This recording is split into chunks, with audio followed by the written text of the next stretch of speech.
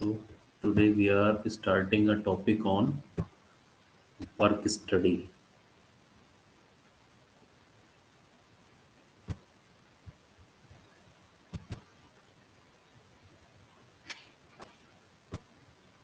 First page is visible to you.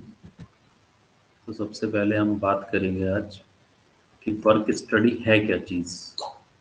Okay, सबसे पहले तो मैं आपको ये बताना चाहूँगा कि इंडस्ट्रियल इंजीनियरिंग का जो सेकंड चैप्टर जो शुरू होता है उसका नाम है वर्क स्टडी। और वर्क स्टडी का जो चैप्टर है it is a combination of around 4 chapters.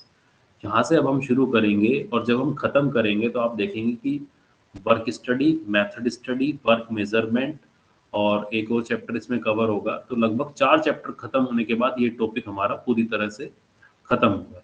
ठीक है, तो इसमें हम डिफरेंट टेक्निक्स, डिफरेंट मेथड्स के बारे में स्टडी करने वाले हैं कि कैसे हम प्रोडक्टिविटी को इम्प्रूव करने के लिए एक इंडस्ट्री के अंदर क्या क्या टूल्स एंड टेक्निक्स को यूज़ करें जिससे कि हमारी प्रोडक्टिविटी इम्प्रूव हो।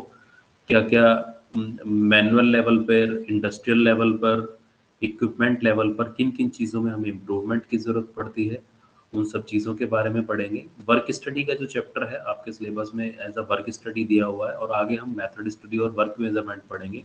तो वर्क स्टडी कॉम्बिनेशन होता है मेथड स्टडी और वर्क मेजरमेंट का, वो चैप्टर अलग से दिए हुए हैं। ओके, तो कंटिन्यू करते हैं। सबसे पहले हम बात करते हैं कि what is work study. Work study है क्या? It is specially concerned with productivity to increase the productivity from a given quantity of resources. Work study is a generic term for the techniques of method study and work measurement. These techniques are used in examination of human work in all its contexts.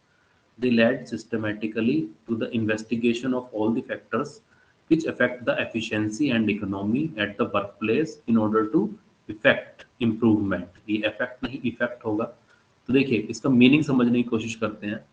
तो specially work study का जो main motive है वो motive है कि हम productivity को कैसे इम्प्रूव करें और प्रोडक्टिविटी को हम इम्प्रूव करने के लिए जो अवेलेबल रिसोर्सेज हैं, गिवन क्वांटिटी ऑफ रिसोर्सेज हैं, उनको कैसे यूटिलाइज करें, ये सब हम इसमें स्टडी करने वाले हैं।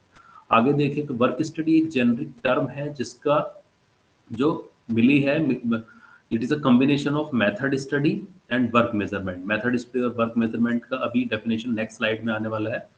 तो these techniques are used in examination of human work in all its concept. Means कि इसमें हम स्टडी करते हैं कि जो ह्यूमन वर्क है उसके हर पैरामीटर पे, चाहे वो फिजिकल लेवल पे हो, मेंटल लेवल पे हो, या प्लानिंग फेज हो, एग्जीक्यूशन फेज हो, बाद में क्वालिटी चेक हो, इंस्पेक्शन हो, हर लेवल पर ह्यूमन वर्क का क्या इंपॉर्टेंस है उसके बारे में हम इसको हर लेवल पर वर्क स्टडी में एग्जामिन करते हैं।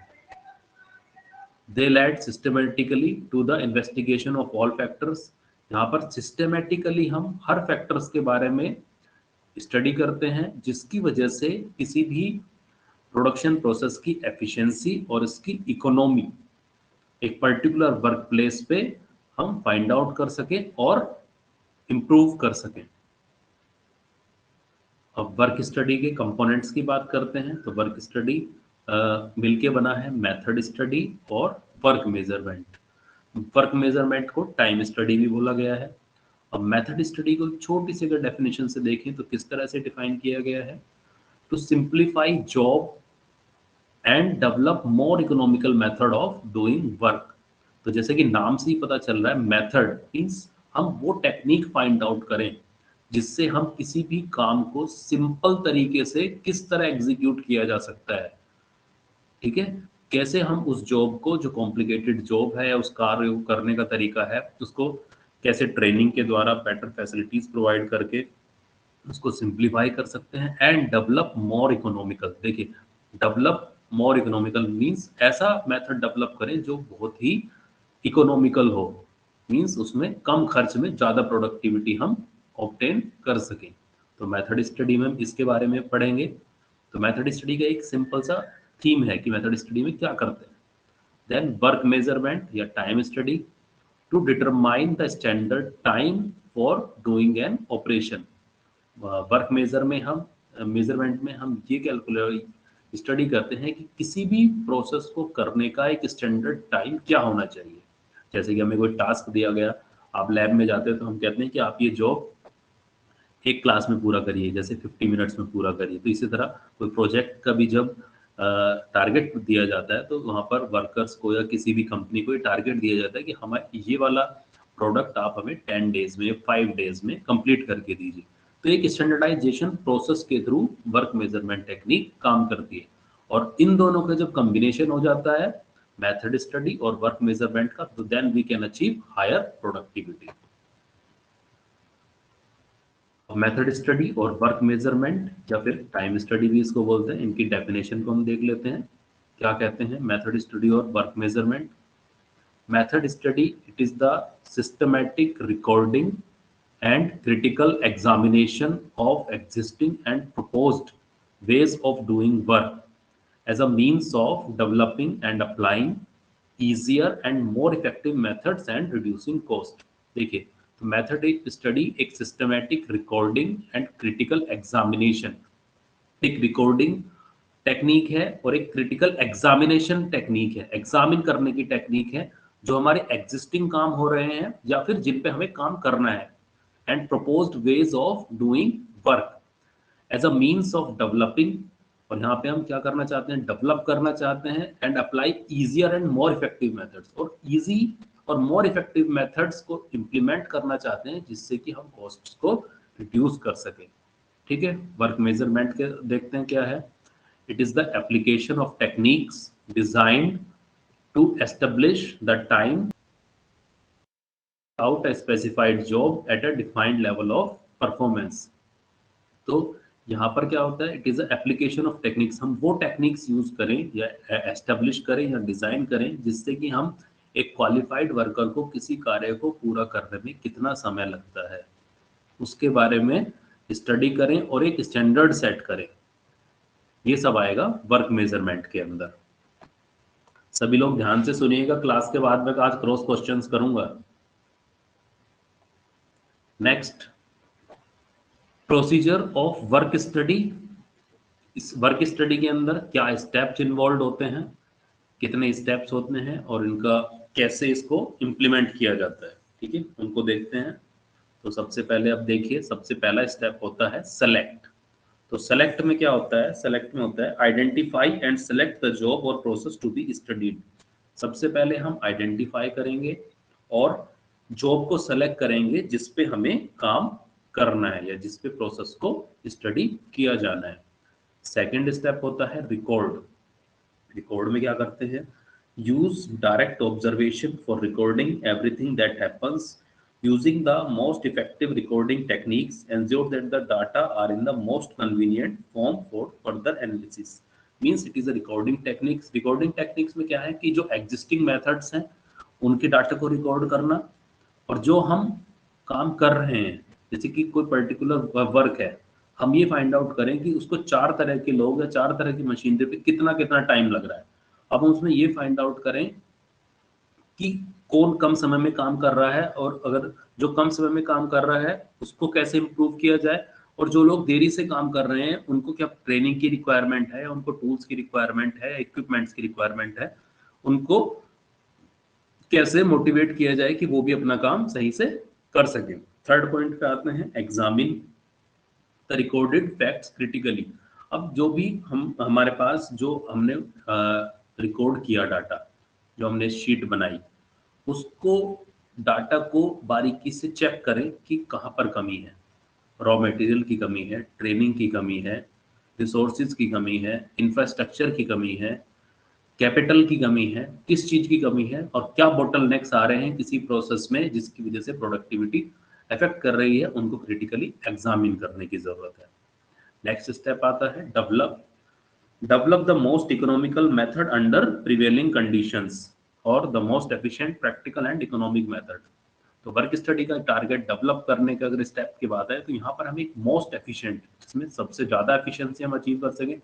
एफिशिएंट के साथ साथ वो प्रोसेस जो हम डेवलप कर रहे हैं वो प्रैक्टिकल भी होना चाहिए, क्योंकि बहुत सारी चीजें ऐसे होती हैं। देखिए, हम लोग गाड़ी में पेट्रोल डलाते हैं तो हम चाहते हैं कि एफिशिएंसी 100% मिले, ज़्यादा से ज़्यादा माइलेज हमें कार की, लेकिन क्या ऐसा पॉसिबल है?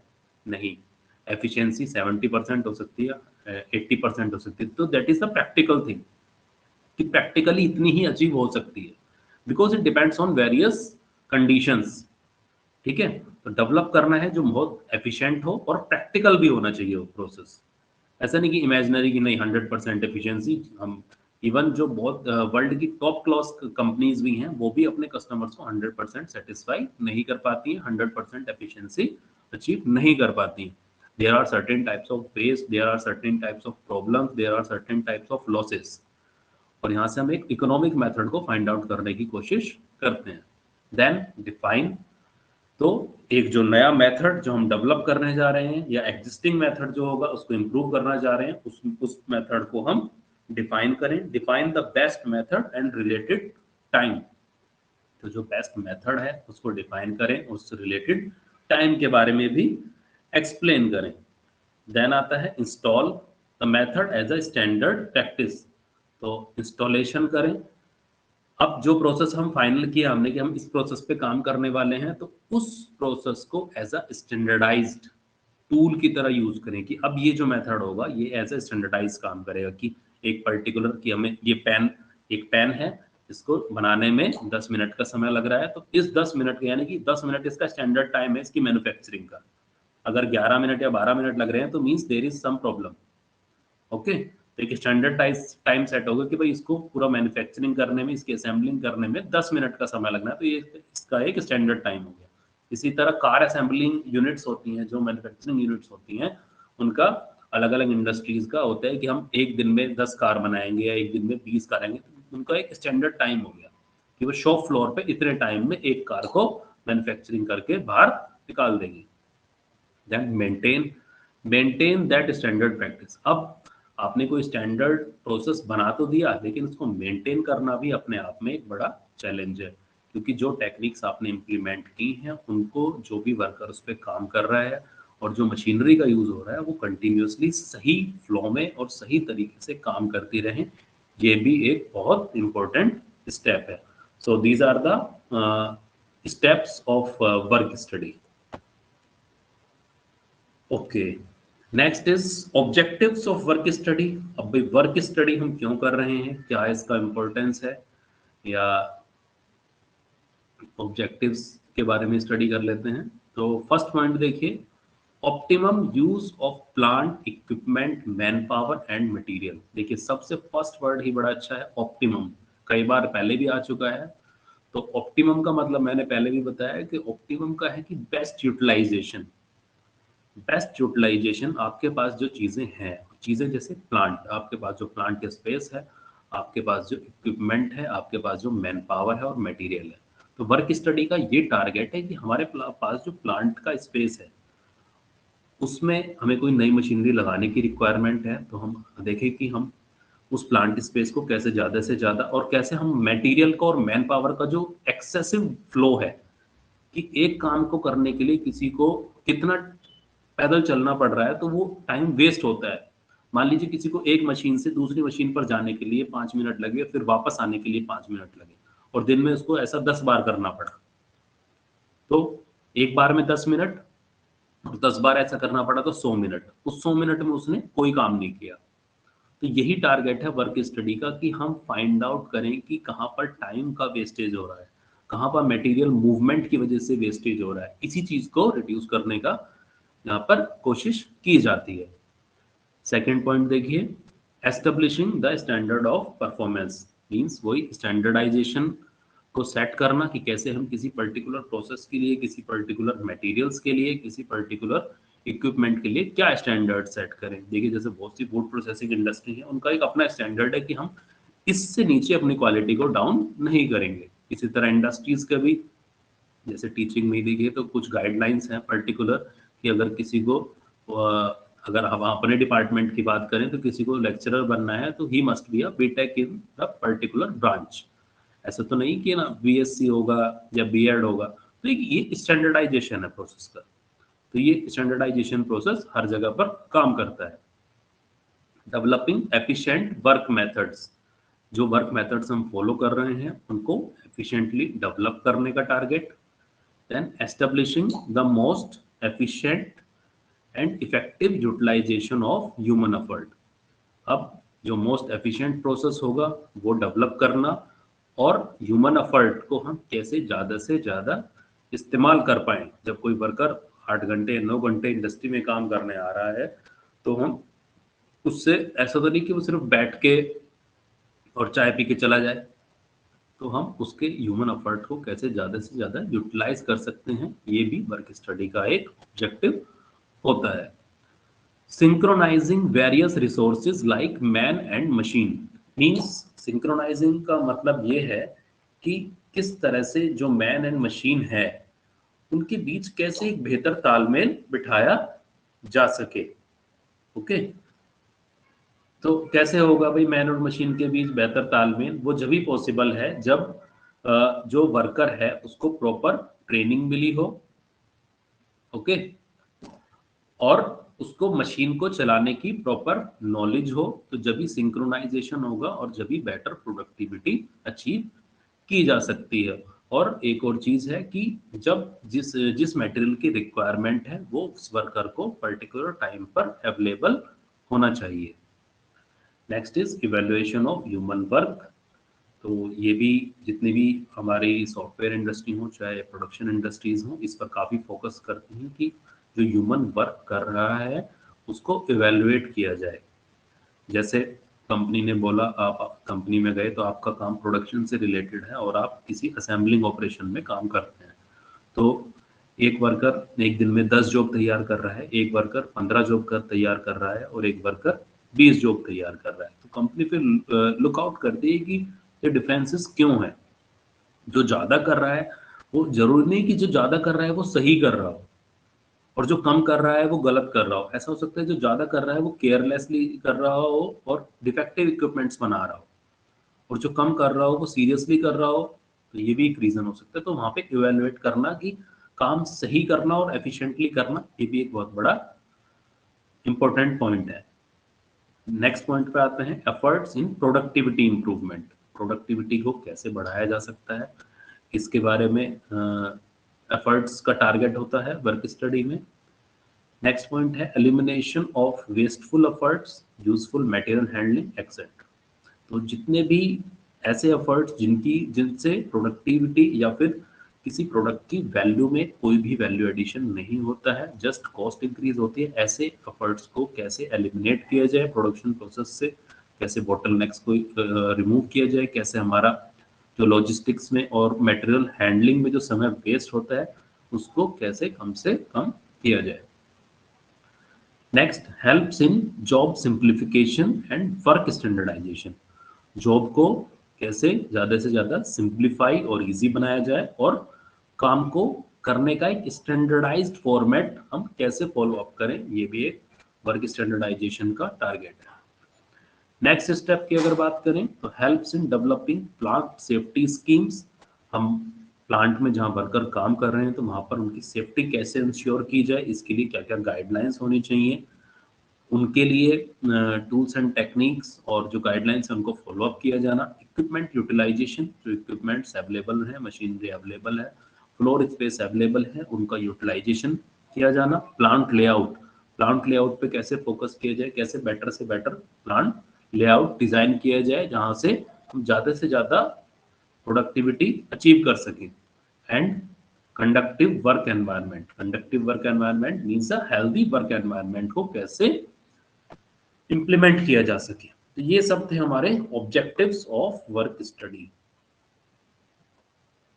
ओके, नेक्स्ट पॉइंट इस चैप्टर में आता है factors for the selection of work study job. अब देखिए, जब हम कोई वर्क स्टडी जॉब का सिलेक्शन करते हैं तो वहां पर क्या क्या फैक्टर्स हैं जो हमें कंसीडर करने चाहिए। ठीक है, तो कुछ फैक्टर्स हैं उनके बारे में हम डिस्कशन करते हैं। तो पहले तो बेसिकली यहाँ पर 3 फैक्टर्स होते हैं जिनको कंसीडर किया जाता है जब वर्क स्टडी के बारे में हम किसी जॉब को सिलेक्ट करते हैं। सबसे पहला होता है इकोनॉमिक कंसिडरेशन, सेकंड होता है टेक्निकल कंसिडरेशन एंड थर्ड होता है ह्यूमन रिएक्शंस। तो सबसे पहले इकोनॉमिक कंसिडरेशंस की अगर बात करें, economic considerations will be important at all stages. It is obviously a waste of time to start और continue a long investigation if the economic importance of the job is small और if it is not expected to run for long. अब देखिए, कोई भी किसी भी job पे हम वर्क स्टडी करना चाह रहे हैं तो सबसे पहले तो ये देखना जरूरी है कि इस स्टडी को क्या करना जरूरी है. अब देखिए, अब जैसे अब एक तो है ऑटोमोबाइल मैन्युफैक्चरिंग, उस पे हम वर्क स्टडी कर रहे हैं कि हम एक कार बन रही है उसके बारे में वर्क स्टडी कर रहे हैं, ठीक है.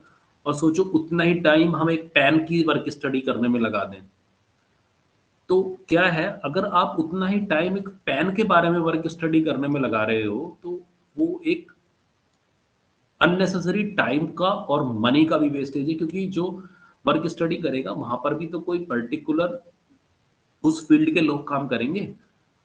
कार मैन्युफैक्चरिंग हो रही है, वहां पर लोगों का कंफर्ट, लोगों की सेफ्टी, लोगों की रिक्वायरमेंट जुड़ी है, ठीक है. लेकिन पेन किसी का खराब हो जाएगा तो वो दूसरा ले लेगा. वहां पर उसकी खुद की इतनी ज्यादा कॉस्ट नहीं है कि हम उसके ऊपर बहुत ज्यादा इंस्पेक्शन में या टेस्टिंग में या इसके कि इस पे कितना मैन्युफैक्चरिंग में टाइम लग रहा है, कितना इसका मटेरियल कितना अच्छा होना चाहिए, इसमें कंफर्ट आएगा या नहीं, इसके बारे में हम सोचें. तो इट डिपेंड करता है कि हम जिस मटेरियल का सिलेक्शन कर रहे हैं वर्क स्टडी के लिए, हम उसकी इकोनॉमिक वैल्यू को भी कंसिडर करें कि यार ऐसा करना जरूरी है या नहीं. बहुत सारी ऐसी चीजें हैं जहां जहां पर लोगों के कंफर्ट, लोगों की सेफ्टी और एक गुडविल जुड़ी होती है, तो उन चीजों में बहुत जरूरी है, ठीक है. लेकिन जहां पर इंसान किसी चीज को खराब होने पर तुरंत रिप्लेस कर सकता है और उसकी खुद की कॉस्ट इतनी ज्यादा नहीं है, तो वहां पर वर्क स्टडी करना जरूरी नहीं है.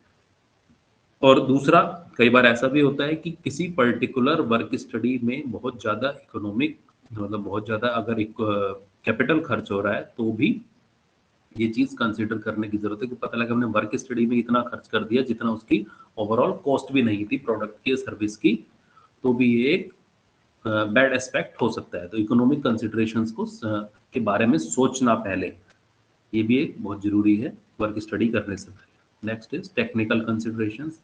It is normally obvious. The most important point is to make sure the adequate technical knowledge is available with which to carry out the study. अब देखिए, टेक्निकल कंसिडरेशन, एक छोटा सा एग्जांपल यहाँ से आप ले लीजिए. अब मान लीजिए अभी पूरे वर्ल्ड में कोरोना वायरस पे स्टडी चल रही है, ठीक है. अब कोरोना वायरस पे स्टडी कौन करेगा? कोरोना वायरस पे स्टडी करेंगे डॉक्टर्स, साइंटिस्ट, जो बेसिकली या तो मेडिकल फील्ड से रिलेटेड है या इससे रिलेटेड अदर एलाइड ब्रांचेस या फार्मेसी से रिलेटेड है. मींस या तो जो मेडिसिन या डॉक्टरी लाइन से रिलेटेड लोग हैं वही तो उसके बारे में स्टडी कर सकते हैं. अब कोई कहने लगे कि किसी मैकेनिकल इंजीनियर को भेजो कोरोना वायरस पे स्टडी करने के लिए, तो वो एक ऑब्सोलीट चीज हो गई, अननेसेसरी चीज हो गई, है ना. तो यहाँ पर यही पॉइंट को बताने की कोशिश की गई है कि जब वर्क स्टडी हम किसी पर्टिकुलर पॉइंट पे कर रहे हैं तो जो वर्क स्टडी कर रहा है उसको पर्टिकुलर उस सब्जेक्ट की नॉलेज होनी चाहिए. अब बिल्डिंग या कोई बिल्डिंग का मैप की स्टडी कर रहा है, जब कोई बिल्डिंग का इंस्पेक्शन कर रहा है, कोई ब्रिज का इंस्पेक्शन कर रहा है, कोई रेलवे का ब्रिज बन रहा है उसको इंस्पेक्शन कर रहा है, तो वहाँ पर या तो सिविल इंजीनियर जाएगा या मैकेनिकल इंजीनियर जाएगा. वहाँ पर डॉक्टर जाके तो स्टेथोस्कोप लगा के तो चेक नहीं करेगा ना, तो उसको particular technical knowledge civil engineer को है तो वही तो चेक करेगा. तो ये यहाँ पर इस पॉइंट से ये बताने की कोशिश की गई है. थर्ड पॉइंट पे आते हैं, human reactions. Human reactions are among the most important factors to be taken into consideration since mental and emotional reactions to investigation and changes of method have to be anticipated.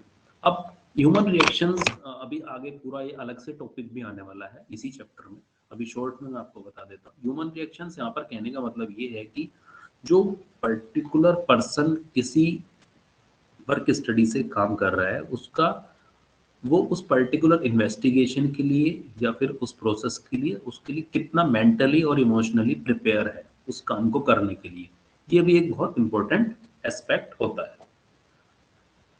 अभी देखिए कुछ points हैं economical, technical और human considerations में क्या क्या points होते हैं वो आप देख लीजिए. इकोनॉमिकल में होता है जैसे कॉस्ट ऑफ स्टडी, उस स्टडी पे कितना कॉस्ट लग रहा है, सेकंड टाइम, थर्ड पॉइंट आता है जॉब, लेबर, कितनी लेबर लगेगी, कितना order quality, productivity, system. Technically क्या क्या पॉइंट्स हो सकते हैं जो कंसिडर करने हैं, स्किल, कॉम्पिटेंस, ट्रेनिंग। अभी मैंने बताया कि पर्टिकुलर जिस फील्ड का पर्सन होगा वही उसके अकॉर्डिंग काम कर पाएगा। हैंडल प्रेजेंट असाइनमेंट, कि ऐसा तो नहीं कि 10-10 असाइनमेंट ले रखे हैं उसने, जो जिस पे अभी काम कर रहा है उसी पे फोकस्ड होना चाहिए। Avoid landing at unworkable alternates, और किसी भी मतलब इसका लास्ट पॉइंट का मतलब ये है कि वो जो भी टेक्निकल स्किल्ड पर्सन है वो किसी भी ऐसे पॉइंट पे मतलब अपना डिसीजन ना दे दे जिसके बारे में उसको कोई वो ही ना हो, नॉलेज ना हो। ह्यूमन इंटरवेंशन में क्या होगा, consultation, meeting with workers and union. Human में क्या होगा कि जो वर्कर्स हैं और यूनियन है उनके साथ कंसल्ट करना, उनके साथ मीटिंग करना, उनके व्यूज को भी जानना कि हम इस पे वर्क स्टडी कर रहे हैं तो वो वर्कर्स और यूनियंस क्या कहती हैं। या जैसे कोई नया, मान लीजिए कोई बिल ही आने वाला है तो पहले उसके बारे में, प्रपोजल के बारे में स्टडी किया जाता है, लोगों से रिव्यूज मांगे जाते हैं, एक प्रोसेस होता है। Defining objectives, scope and needs, उसके बारे में लोगों को उसके ऑब्जेक्टिव्स के बारे में बताना, स्कोप के बारे में बताना, उसकी ज़रूरत के बारे में बताना, लोगों को अवेयर करना, वर्कर्स को। Proper return and oral communication, जो भी वर्क स्टडी हम करने जा रहे हैं उसके बारे में एक रिटर्न और ओरल कम्युनिकेट करना लोगों को उसके बारे में। Dispelling fears related to wages, firing, higher target etcetera.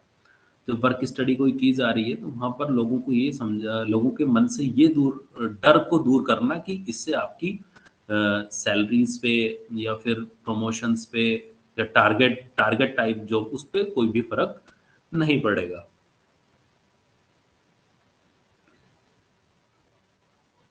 Advantages of work study देख लेते हैं, और आज का फिर हम इतना ओवर करेंगे और फिर आप लोगों से डाउट्स लेंगे, है ना। Okay, advantages of work study क्या होता है भाई। वैसे अभी मैंने जो ऑब्जेक्टिव्स बताया है मोर और लेस वही पॉइंट्स इसमें होंगे जहाँ तक है, पर मैंने सिलेबस के अकॉर्डिंग आपका पूरा ये कवर करने की कोशिश की है कि आपको एटलीस्ट कंटेंट पूरा मिल जाए। It helps to achieve the smooth production flow with minimum interruptions. इसका टारगेट होता है कि स्मूथ प्रोडक्शन फ्लो अचीव हो और इंटरप्शंस कम से कम हो। It helps to reduce the cost of the product by eliminating waste and unnecessary operations. किसी भी प्रोडक्ट की कॉस्ट को कैसे रिड्यूस किया जाए, वहां से वेस्ट को एलिमिनेट करके और अननेसेसरी ऑपरेशंस हैं उनको हटाकर। Better worker management relations, worker और मैनेजमेंट के रिलेशंस को कैसे सुधारा जाए, ये एक एडवांटेज है। Meets delivery commitment, delivery commitment को कैसे पूरा किया जाए। इस पॉइंट पे थोड़ा सा मैं आपको एग्जांपल देना चाहूंगा। आप फ्लिपकार्ट से कुछ भी बुक करिए, बुक करते ही आपके पास एक्सपेक्टेड डिलीवरी टाइम आ जाता है। मीन्स दे नो कि हमारा जो चैनल है डिलीवरी का वो कैसे काम करने वाला है, या इस पर्टिकुलर प्रोडक्ट को इस शहर से इस शहर में पहुंचने में कितना समय लगेगा। तो ये सब पॉसिबल जब ही है कि उन्होंने उसके लिए पहले से प्रॉपर स्टडी की हुई है, जब भी वो आपको तुरंत एक्सपेक्टेड टाइम बता देते कि you will get your product on this date. Next point is reduction in rejections and scrap and higher utilization of resources of the organization. कैसे हम रिजेक्शंस को कम से कम करें, स्क्रैप को कम करें, और आपके पास जो भी रिसोर्सेज हैं उनका ज़्यादा से ज़्यादा यूटिलाइजेशन करें। Helps to achieve better working conditions, employees को कैसे बेहतर से बेहतर वर्किंग एनवायरनमेंट और कंडीशंस हम प्रोवाइड कर सकें। Better drinking water facilities, better sanitization facilities. अभी कोविड के टाइम में तो कैसे कोविड गाइडलाइंस को फॉलो करना है वर्क प्लेस पे, ये भी एक अपने आप में बहुत ही चैलेंजिंग चीज़ है। नेक्स्ट है better work place layout, work place का लेआउट कैसे इंप्रूव किया जा सके। Next, improves upon the existing process or methods and helps in standardization and simplification। कैसे हम एग्जिस्टिंग प्रोसेस या मेथड्स को इम्प्रूव कर सकें और स्टैंडर्डाइज कर सकें प्रोसेसेस को और सिंप्लीफाई कर सकें। Help to establish the standard time for an operation और job which has got application in man power planning, production planning. फिर से वही पॉइंट है कि हम कैसे किसी भी पर्टिकुलर ऑपरेशन के लिए, जॉब के लिए स्टैंडर्डाइज टाइम को फिक्स कर सकें, ठीक है, which has application in man power planning and production planning.